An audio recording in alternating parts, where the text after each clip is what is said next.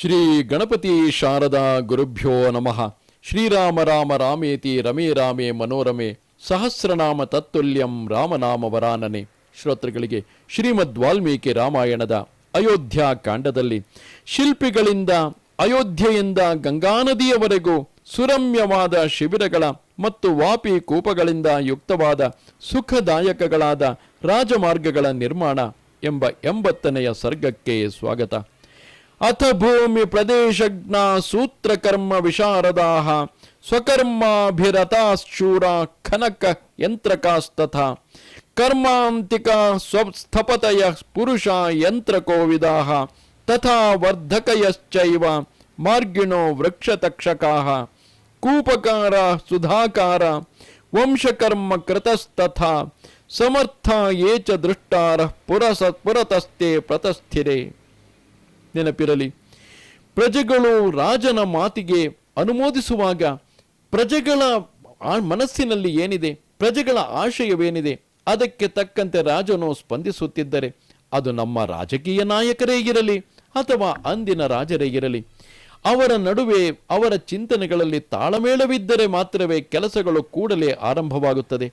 ಯಾವ ಕ್ಷಣದಲ್ಲಿ ಭರತನು ನಾನು ರಾಜ್ಯಭಾರವನ್ನು ಕೈಗೊಳ್ಳುವುದಿಲ್ಲ, ನನಗೆ ಈ ರಾಜ್ಯಾಧಿಕಾರ ಬೇಕಿಲ್ಲ, ನನ್ನ ತಾಯಿಯೇ ಹೇಳಿದ್ದರೂ ಕೂಡ ಆಕೆಯನ್ನು ಹೆಸರಿಗೆ ಮಾತ್ರ ನನಗೆ ಜನ್ಮ ಕೊಟ್ಟಿರುವುದರಿಂದ ಮಾತ್ರವೇ ತಾಯಿ ಎಂದು ಭಾವಿಸುತ್ತೇನೆಯೇ ಹೊರತು ಯಾವ ಸಂದರ್ಭದಲ್ಲಿಯೂ ಆಕೆಯ ಮಾತನ್ನು ಆಗಗೊಡುವುದಿಲ್ಲ.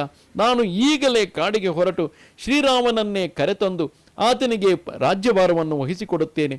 ಕೇವಲ ಕಾಡಿಗೆ ಹೋಗಿ ಶ್ರೀರಾಮನನ್ನು ಕರೆತರುವುದಲ್ಲ, ಚದುರಂಗ ಬಲ ಸಮೇತನಾಗಿ ಪರಿವಾರ ಸಮೇತನಾಗಿ ಎಲ್ಲ ಅಭಿಷೇಕ ಸಾಮಗ್ರಿಗಳನ್ನು ಹೊತ್ತು ಕಾಡಿಗೆ ಹೋಗಿ ಅಲ್ಲೇ ಆತನಿಗೆ ಪಟ್ಟಾಭಿಷೇಕವನ್ನು ಮಾಡಿ ಒಂದು ಕ್ಷಣವೂ ವಿಳಂಬ ಮಾಡದೆ ರಾಮನನ್ನು ರಾಜನ ಅಧಿಕಾರದಲ್ಲಿ ರಾಜನಿಗೆ ತಕ್ಕ ಗೌರವ ಸನ್ಮಾನಗಳಿಂದ ಕರೆತರುತ್ತೇನೆ ಎಂದು ಹೇಳಿದ್ದೇ ತಡ.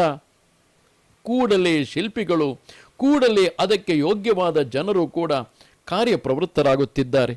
ಪ್ರಜೆಗಳೆಲ್ಲರೂ ಭರತನ ಅಭಿಪ್ರಾಯವನ್ನು ಅನುಮೋದಿಸಿದ ಬಳಿಕ ಅರಣ್ಯ ಮಾರ್ಗದಲ್ಲಿರುವ ಹಳ್ಳ ತಿಟ್ಟು ಪ್ರದೇಶಗಳನ್ನು ತಿಳಿದವರು, ನಾನಾ ದೇಶಗಳ ನಕ್ಷೆಗಳನ್ನು ತಿಳಿದವರು, ಹಗ್ಗಗಳನ್ನು ಹೆಣೆಯುವುದರಲ್ಲಿ ನಿಪುಣರು, ಅಂದರೆ ಹಗ್ಗದ ಮೂಲಕವಾಗಿ ಭೂಮಿಯನ್ನು ಅಳತೆ ಮಾಡುವುದರಲ್ಲಿ ನಿಪುಣರು, ಮಾರ್ಗ ರಕ್ಷಣೆಗೆ ಮೊದಲಾದ ತಮ್ಮ ತಮ್ಮ ಕಾರ್ಯಗಳಲ್ಲಿ ನಿಷ್ಠಾವಂತರು, ಶೂರರು, ಭೂಮಿಯನ್ನು ಅಗೆಯುವವರು, ಹಳ್ಳಗಳನ್ನು ಪ್ರವಾಹಗಳನ್ನು ದಾಟಲು ಬೇಕಾಗುವ ಯಂತ್ರ ಸಾಮಗ್ರಿಗಳನ್ನು ಹೊಂದಿರುವವರು, ವೇತನದಿಂದ ಜೀವಿಸುವವರು, ರಥವೇ ಮೊದಲಾದ ವಾಹನಗಳನ್ನು ಮಾಡುವವರು, ಯಂತ್ರ ಚಾಲನೆಗಳಲ್ಲಿ ಕುಶಲರು, ಮರಗೆಲಸದವರು, ಅರಣ್ಯದ ಮಾರ್ಗಗಳನ್ನು ರಕ್ಷಿಸುವುದರಲ್ಲಿ ಸಮರ್ಥರಾದವರು, ಮರಗಳನ್ನು ಕಡಿಯುವವರು, ಬಾವಿಗಳನ್ನು ತೋಡುವವರು, ಬಣ್ಣ ಹಚ್ಚುವವರು, ಚಮ್ಮಾರರು, ಮೇದರು, ಹಿಂದೆ ಅರಣ್ಯ ಮಾರ್ಗವನ್ನು ನೋಡಿದ್ದ ಅನುಭವಿಗಳು ಅಯೋಧ್ಯ ಪಟ್ಟಣದಿಂದ ಮೊದಲು ಹೊರಟರು. ಶ್ರೀರಾಮನನ್ನು ಸಂದರ್ಶಿಸುವ ಮಹಾಹರ್ಷದಿಂದ ಕೂಡಿ ಅವನಿರುವೆಡೆಗೆ ಹೊರಟಿದ್ದ ಅಪಾರವಾದ ಆ ಜನ ಸಮೂಹವು ಪರ್ವಕಾಲದಲ್ಲಿ ಉಕ್ಕಿ ಬರುವ ಸಮುದ್ರದಂತೆಯೇ ಪ್ರಕಾಶಿಸುತ್ತಿದ್ದಿತು. ರಸ್ತೆಗಳ ನಿರ್ಮಾಣದಲ್ಲಿ ಕುಶಲರಾದ ಅವರೆಲ್ಲರೂ ಒಂದೊಂದು ಕೆಲಸಕ್ಕೂ ಬೇಕಾದ ಪ್ರತ್ಯೇಕವಾದ ಗುಂಪುಗಳನ್ನು ಮಾಡಿಕೊಂಡು ಆಯಾ ವಿಭಾಗಕ್ಕೆ ಬೇಕಾದ ಗುದ್ದಲಿ, ಪಿಕಾಶಿ, ಮಂಕರಿ ಮುಂತಾದ ಸಲಕರಣೆಗಳೊಂದಿಗೆ ಮುಂದೆ ಮುಂದೆ ತೆರಳಿದರು. ದಾರಿಗೆ ಅಡ್ಡವಾಗಿದ್ದ ಕೊಂಬೆಗಳನ್ನು, ಬಳ್ಳಿಗಳನ್ನು, ಪೊದೆಗಳನ್ನು, ಮೋಟು ಮರಗಳನ್ನು, ಕಲ್ಲು ಬಂಡೆಗಳನ್ನು ತೆಗೆದುಹಾಕುತ್ತಾ, ಅನೇಕ ವೃಕ್ಷಗಳನ್ನು ಕಡಿದು ಹಾಕುತ್ತಾ ಹಿಂದೆ ಬರುವ ಅಪಾರ ಜನಸ್ತೋಮಕ್ಕೆ ಮಾರ್ಗವನ್ನು ಕಲ್ಪಿಸುತ್ತಾ ಮುನ್ನಡೆಯುತ್ತಿದ್ದರು. ಹಾಗೆಯೇ ಮುಂದೆ ಹೋಗುತ್ತಿದ್ದಾಗ ಕುಶಲಕರ್ಮಿಗಳು ಮರಗಳಿಲ್ಲದ ಕಡೆಗಳಲ್ಲಿ ಮರಗಳನ್ನು ನೆಡುತ್ತಾ ಹೋಗುತ್ತಿದ್ದರು. ದಾರಿಗೆ ಅಡ್ಡಲಾದ ಮರಗಳನ್ನು ಕೊಡಲಿಗಳಿಂದಲೂ ಉಳಿಗಳಿಂದಲೂ ಮಚ್ಚುಗಳಿಂದಲೂ ಕಡಿದು ಹಾಕುತ್ತಿದ್ದರು. ಕೆಲವರು ಕಾಲುಗಳಿಗೆ ಸಿಕ್ಕಿ ಹಾಕಿಕೊಳ್ಳುತ್ತಿದ್ದ ನೊಜ ಹುಲ್ಲನ್ನು ಸುಟ್ಟು ಹಾಕುತ್ತಿದ್ದರು. ದುರ್ಗಮ ಪ್ರದೇಶಗಳನ್ನು ಧ್ವಂಸ ಮಾಡಿ ಪ್ರಯಾಣಕ್ಕೆ ಸುಗಮವನ್ನಾಗಿ ಮಾಡುತ್ತಿದ್ದರು. ಮತ್ತೆ ಕೆಲವು ಕುಶಲ ಕಾರ್ಮಿಕರು ದಿಬ್ಬದ ಪ್ರದೇಶದಿಂದ ಮಣ್ಣು ತಂದು ನೀರಿಲ್ಲದಿದ್ದ ಬಾವಿಗಳನ್ನು, ವಿಸ್ತಾರವಾದ ಹಳ್ಳ ಕೊಳ್ಳಗಳನ್ನು ತುಂಬಿ ಸಮತಲವನ್ನಾಗಿ ಮಾಡುತ್ತಿದ್ದರು. ನದಿಯ ಪ್ರವಾಹವು ದಾರಿಗೆ ಅಡ್ಡವಾಗಿ ನದಿಯ ಪ್ರವಾಹವು ದಾರಿಗೆ ಅಡ್ಡವಾಗಿ ಬಂದೆಡೆಗಳಲ್ಲಿ ಸೇತುವೆಗಳನ್ನು ಕಟ್ಟುತ್ತಿದ್ದರು. ದಹಾದಿಯಲ್ಲಿ ಸಿಕ್ಕಿದ ಕಲ್ಲು ಬಂಡೆಗಳನ್ನು ಕಲ್ಲೊಡ್ಡರು ಒಡೆದು ಹಾಕುತ್ತಿದ್ದರು. ಎತ್ತರವಾದ ಗುಡ್ಡಗಳು ಇರುವೆಡೆಗಳಲ್ಲಿ ಸುರಂಗವನ್ನು ಕೊರೆಯುತ್ತಿದ್ದರು.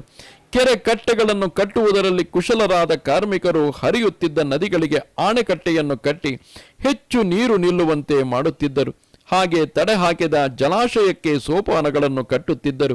ಸಾಗರೋಪಮವಾದ ಇಂತಹ ನಾನಾ ಪ್ರಕಾರವಾದ ಆಣೆಕಟ್ಟುಗಳನ್ನು ಹಾದಿಯುದ್ದಕ್ಕೂ ನಿರ್ಮಿಸುತ್ತಾ ಹೋದರು. ಚಿಲುಮೆಗಳಾಗಲಿ ಸಣ್ಣ ನದಿಗಳಾಗಲಿ ಇಲ್ಲದ ನಿರ್ಜಲ ಪ್ರದೇಶಗಳಲ್ಲಿ ಆಳವಾದ ಬಾವಿಗಳನ್ನು ತೋಡುತ್ತಿದ್ದರು.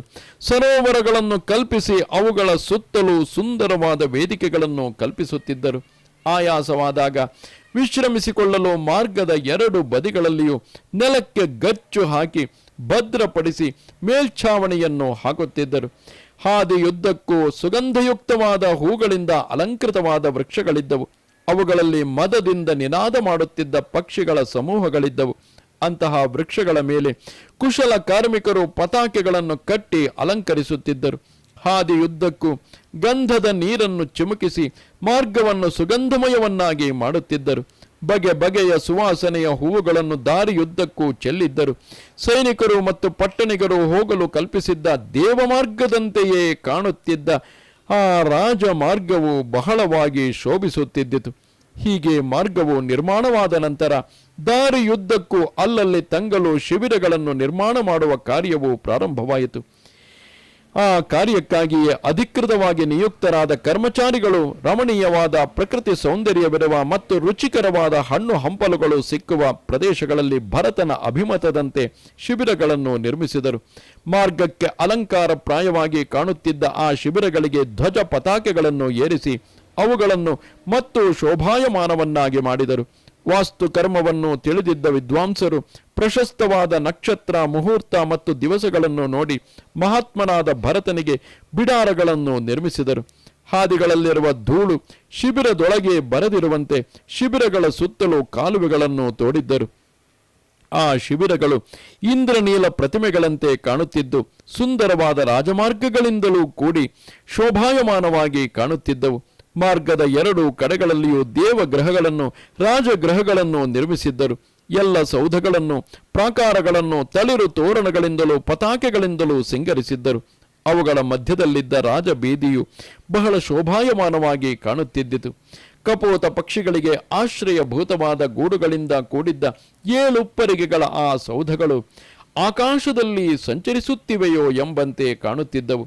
ಬಹಳ ಎತ್ತರವಾದ ಸೌಧಗಳಿಂದ ಕೂಡಿದ್ದ ಆ ಶಿಬಿರಗಳು ನಿಶ್ಚಯವಾಗಿಯೂ ಇಂದ್ರನ ಅಮರಾವತಿಯಲ್ಲಿರುವ ಅರಮನೆಗಳಂತೆಯೇ ಕಂಗೊಳಿಸುತ್ತಿದ್ದವು.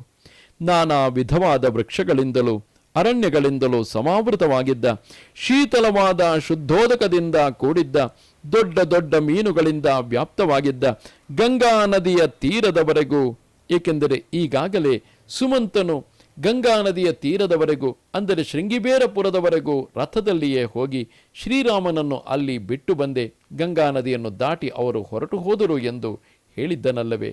ಆದ್ದರಿಂದ ಗಂಗಾ ನದಿಯ ತೀರದವರೆಗೂ ಅಂತಹ ಸುಂದರವಾದ ಶಿಬಿರಗಳನ್ನು ಮಾರ್ಗದ 2 ಬದಿಗಳಲ್ಲಿಯೂ ಕರ್ಮಚಾರಿಗಳು ನಿರ್ಮಿಸಿದ್ದರು. ಚಂದ್ರ ಮತ್ತು ನಕ್ಷತ್ರಗಳಿಂದ ವ್ಯಾಪ್ತವಾದ ನಿರ್ಮಲವಾದ ಆಕಾಶವು ರಾತ್ರಿಯ ಕಾಲದಲ್ಲಿ ಶೋಭಾಯಮಾನವಾಗಿ ಕಾಣುವಂತೆ ಚತುರರಾದ ಶಿಲ್ಪಿಗಳಿಂದ ಯೋಗ್ಯ ರೀತಿಯಲ್ಲಿ ನಿರ್ಮಿತವಾಗಿದ್ದ ರಾಜಮಾರ್ಗವು ಅತ್ಯಂತ ಶೋಭಾಯಮಾನವಾಗಿ ಕಾಣುತ್ತಿದ್ದಿತು. ಇದು ಶ್ರೀಮದ್ ವಾಲ್ಮೀಕಿ ರಾಮಾಯಣದ ಅಯೋಧ್ಯಾಕಾಂಡದಲ್ಲಿ 80ನೆಯ ಸರ್ಗವು. ನಮಸ್ತೆ ಶಾರದೆ ದೇವಿ ಕಾಶ್ಮೀರ ಪುರವಾಸಿನಿ ತ್ವಾಮಹಂ ಪ್ರಾರ್ಥಯೇ ನಿತ್ಯಂ ವಿದ್ಯಾದಾನಂಚ ದೇಹಿಮೆ. ನಮಸ್ಕಾರ.